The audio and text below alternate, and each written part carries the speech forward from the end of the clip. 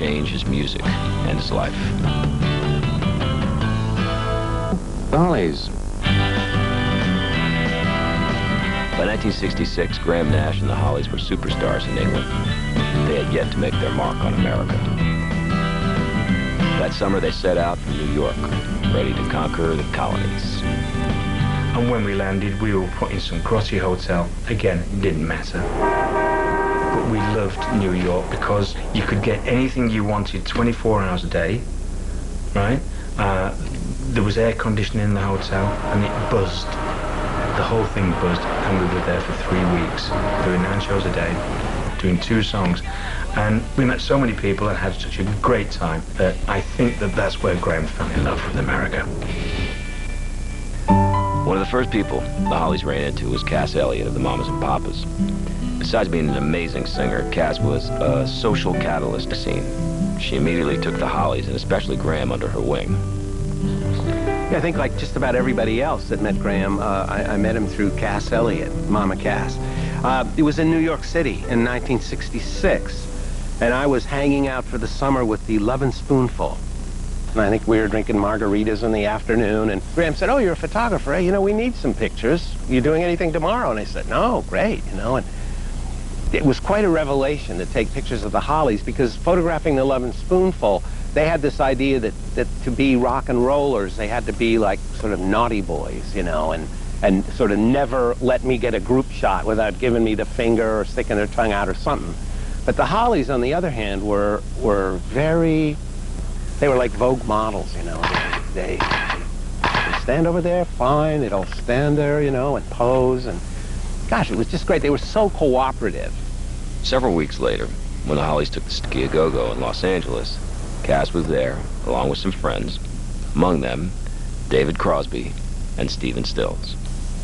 Graham really knocked our socks off, because it's hard to explain how somebody being that good at singing harmony, you know, how much it impresses another musician.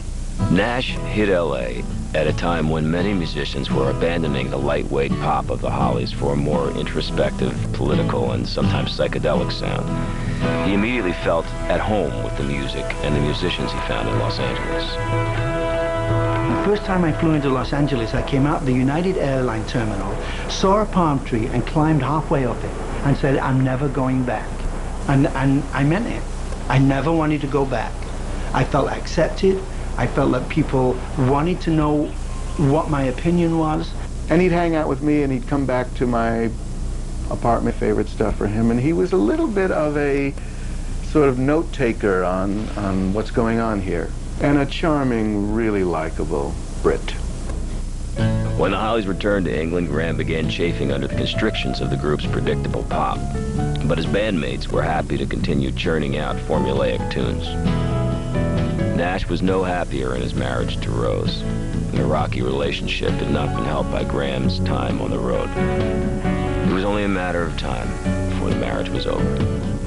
Within a few months of his return, Graham decided to escape his personal and professional turmoil with a trip back to sunny California. It was during this trip that a legendary sound was born. The story of how Crosby, Stills, and Nash first sang together is now the stuff of myth. It was either in Joni Mitchell's living room or Cass Elliott's kitchen. Stephen Stills of the Buffalo Springfield and David Crosby of the Byrds were trying out a new song. Sang to Graham that song of Stephen's, "In the Morning When You Rise," that one. And Graham said, "Do that again." And we said, "Okay, in the morning when you rise." And he said, "Okay, now do it one more time." And we looked at each other, is this guy nuts? And so we started the third time. And that's when I put my harmony on. And when we realized what it was that we were hearing, we had to stop and laugh.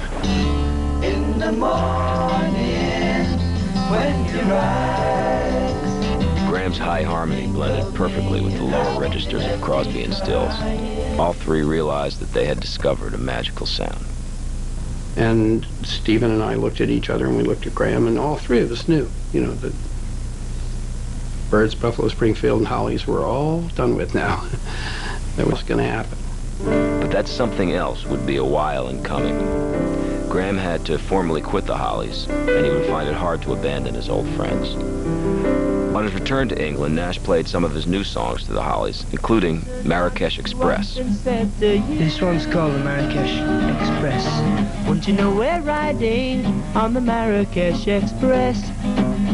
Won't you know we're riding on the Marrakesh Express? They're taking me to Marrakesh.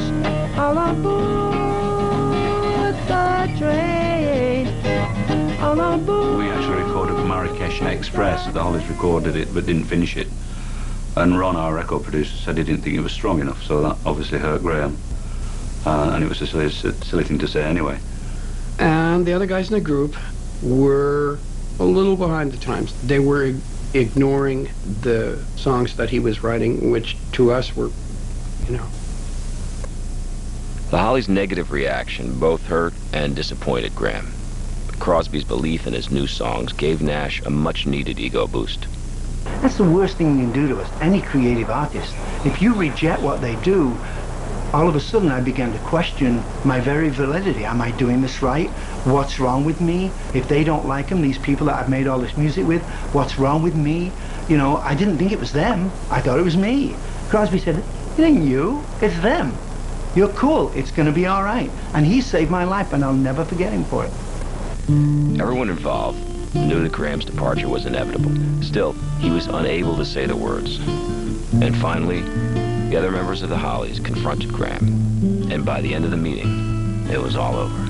And honestly, in my own mind, I was slightly devastated that here was this guy that I'd known since I was 6 and gone through a lot of heartache with a lot, you know, and become somebody with this guy. It was like I'd been knifed in the back.